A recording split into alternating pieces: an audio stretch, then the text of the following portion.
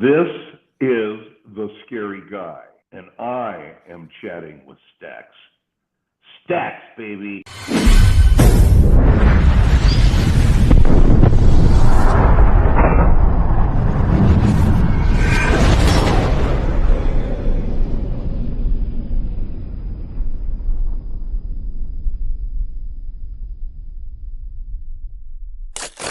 Welcome to this episode of Chattin with Staxx. I'm your host, Bill Staxx, and today I got this scary guy. I mean, that's it. Oh, I can't imagine. What am I going to do? Sit in the chair and look at my phone? No, I want to paint my art.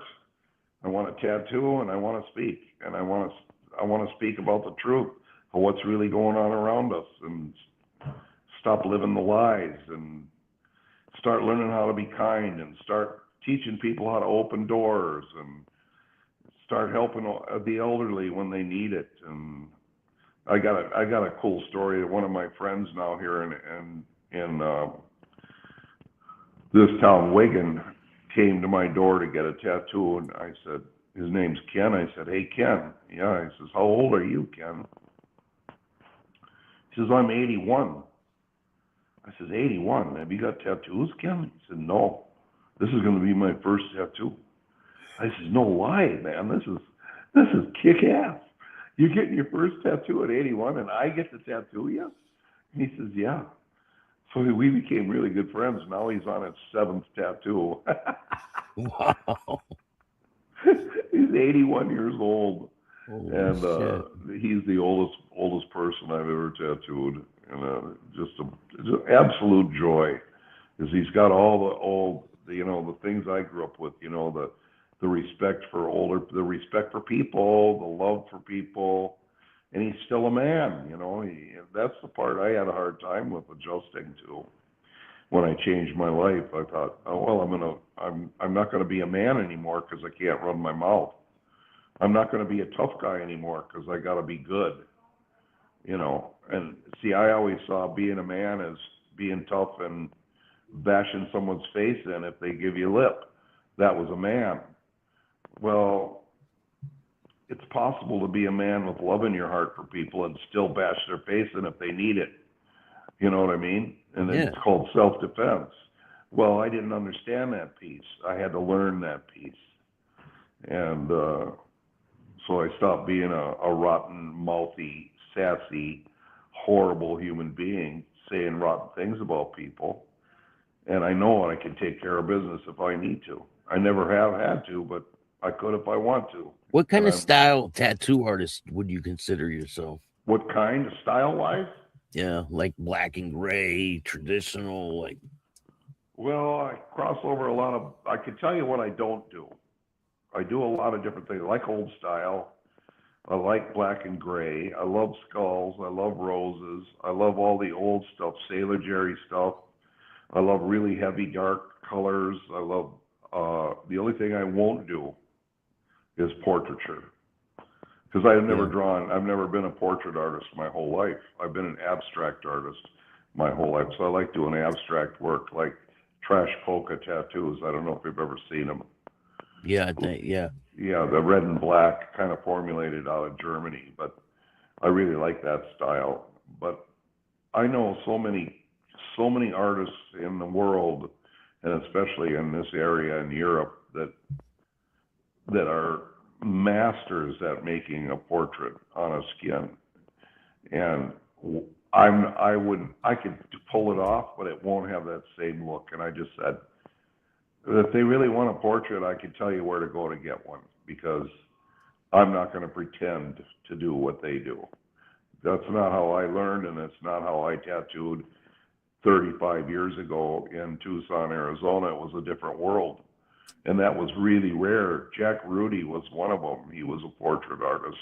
He's gone now, but he was so rare. He was a one-of-a-kind guy. Now,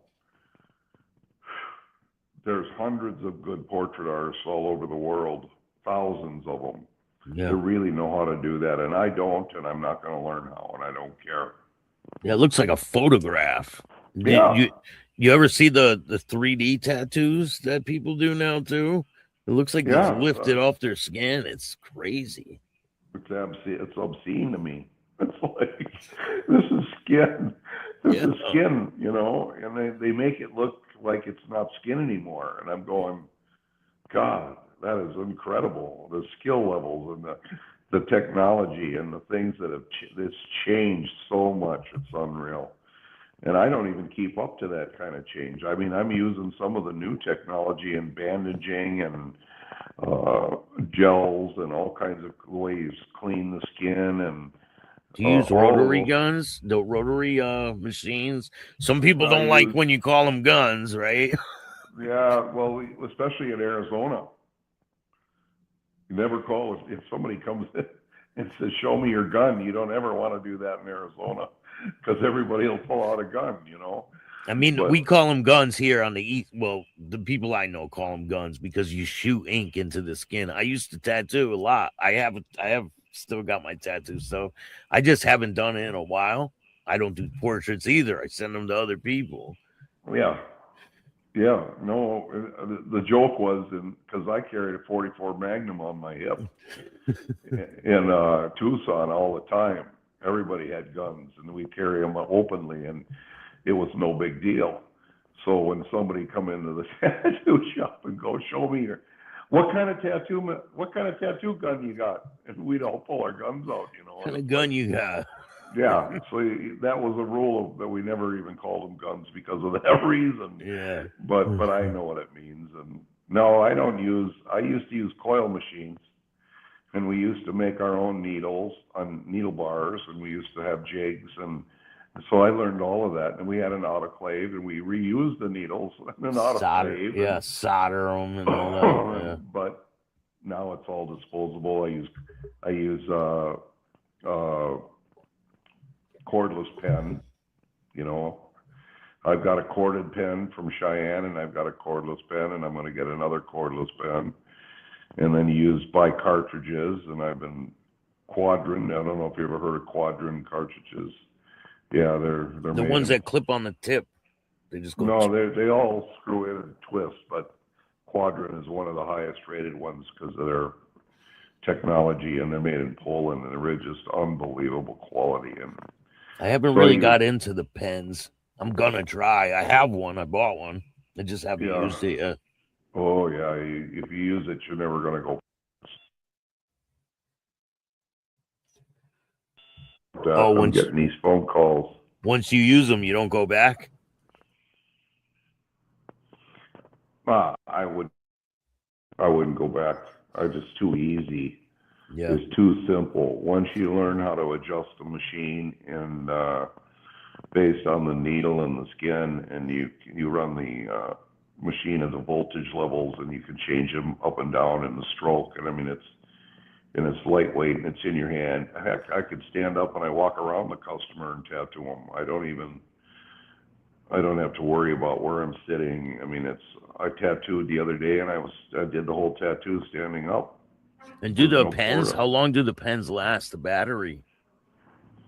Oh, the one I'm using right now lasts about 6-7 hours. That long? Yeah. Wow. Yeah. And if you get a little more expensive one than I've got, they can run 14 hours. What's the average price of a pen? I just got a cheap one. Well, the one I've got I would say is not cheap, but it's not expensive either. It's about $200. It'd be about $300, which is not a big deal. It's not cheap. Yeah, it's not cheap, but it's not expensive because you could spend $1,200 on one, Yeah. But if you're out there buying them off of Amazon for $99, then you're going to run into problems probably, and they'll break down and all that other stuff. 100%. But mine is going to last. I remember back in the day, it was really hard to find tattoo needles. They didn't have a lot of places that sold them. They had like very rare places. I used to go to tattoo shops and try to buy them, and people would get out of here. They would never sell them to me. Yeah. Well, we made all ours. And then autoclave, using an autoclave and reusing the needles is crazy. Sounds crazy, right? Nowadays. Yeah, well, now I don't even have an autoclave. No, you don't need it. You don't need one. Everything's disposable. Yeah. Everything. It's just, you know, all your wraps. You throw your wraps away. You throw your cups, caps away. You throw your needles. You put your needles in a what do they call them again? The disposable thing. Sharps Case. container. Yeah. Yeah, and you put them in there. And then we have a medical waste company. You have to sign up with them, and they come and pick your medical waste up, and you call them, and they just come and pick it up, and they dispose of it. And that's not cheap. That's expensive now. Do you have to be licensed? Do you have to be licensed out there in the UK? You got to be licensed. You got to be inspected. Yeah, you got to have believe it or not, you got to have a sink within 10 or 15 feet of your workstation. Yeah, I mean, you can't say, oh, I got a sink in the bathroom. No, that's not. You got to have a sink in your actual work area to wash your hands, and that's part of it too. So and then you got to have your license, and you got to have, and of course, that wasn't hard for me to get a license because I've been involved in tattooing for 35 years. Yeah. So when they showed up to inspect my stuff, it was all pretty straightforward, and but you got to pay for it, you know. It's like $400 to get a license and get inspected. It's not cheap. I'm just a gypsy tattoo artist, man. On a backpack, go to people's houses, you know. Yeah, well, you know, I don't think in the days when I was in Tucson we had any of those regulations, you know, where people would tattoo and it didn't matter. We had names for people that tattoo out of their house. We call them scratchers, you know. Yeah. Yeah. And nobody seemed to care whether they were getting tattooed out of their house. And I'm sure it wasn't a clean environment, and there was a lot of cross-contamination and probably a lot of infections, but nobody died. Yeah. You know. You just got to be careful, man. You got to, you know. Yeah.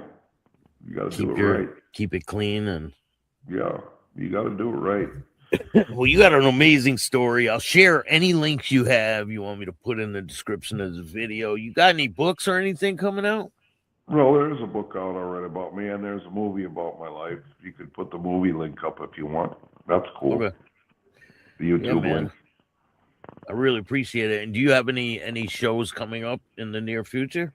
Yeah, I got it. I got just hired by a group. They're called Mabel is their name, and they do training all over the world. And now I'm going to go in and train a trainer in a master class. So that's coming up. And then we got another art exhibit coming up this summer. And then you never know, you might show up on my doorstep and I'll have to tattoo you. I got a criminal record. I don't think they're letting me in the UK. I've been to prison. Yeah. Probably not. You ever come to the US, let me know. Yeah, well, we'll figure it out. What town and what city are you in? I'm in Connecticut. I'm near ESPN. I don't think I've ever been to Connecticut. Yeah, man. You're welcome here anytime. Well, that'd be kind of fun. Yeah. I'll have to go to Connecticut. Right next to New York City. I live in between Boston and New York City. ESPN is in my town. Well, I might have gone through Connecticut because I did a lot of work in New York, and then I did a lot of work up in, what's the name of that town? There's a town that's above Connecticut. Massachusetts, Springfield? Yeah, somewhere up in there. So I think I took a train from New York, and I went right through it, and then I got off the train up in there and did some work in a school up in there. Hartford, Connecticut. Yeah. I live right near Hartford,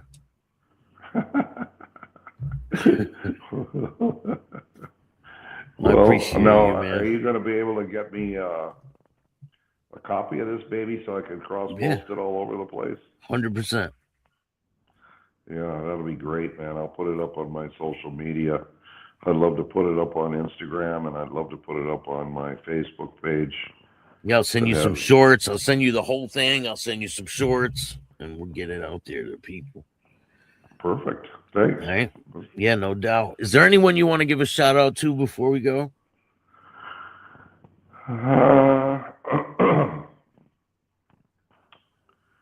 Well, let's see. Well, my family's gone, so I don't have any family to shout out to. I could shout out to my wife. She's pretty cool. She's only my fourth one. Fourth and last, right? That's exactly what she says. I can't believe you said it. Yeah. I tell everybody, oh, this is my fourth wife, Catherine Woodall. She's from England. She goes, and your last. Yeah, fourth and last. right to my face. I'd shout out to her because she's an incredible woman, and she's done a heck of a job working with us and doing what we do all over the world, and she's traveled with me for years. And Gary Lee, my manager and producer, he's incredible. He's out of London. The guy that brought me over to England and did the first 2-week tour, his name is Gary Lee, and he became my manager and producer. So, and the other thing that's kind of cool is we had an audio podcast only about 2 years ago, and we got 60 episodes in the can. Damn. And so I just talked to Gary, and we're going to start up a video, like you're doing, a video podcast. Yeah. And start our podcast series over again. And I guess what I'd like to know maybe is, would you be interested in being one of our guests? Of course. That'd be cool, because I want to hear your story. See, you've heard mine now. It'd be cool to get you on our podcast. So yeah, I got a pretty wild one. I bet. I want to hear it all. I don't need to hear it now. Don't tell me anything until it's time, but I'll reach out to you, and we'll schedule a video podcast when we're up and running. Like you, I changed my whole life, man. Things are great now. Yeah, it's weird, isn't it? Yeah. It's things really when you things look really back, do happen. Miracles really do happen.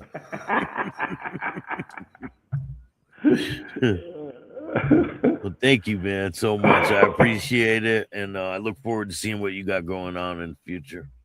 Okay, buddy. As my dad would say, yeah. Keep it between the ditches. Between the ditches? Yeah, because he was a bike rider back in those days. Oh, yeah, between the ditches. Yeah. He said, just keep it between the ditches.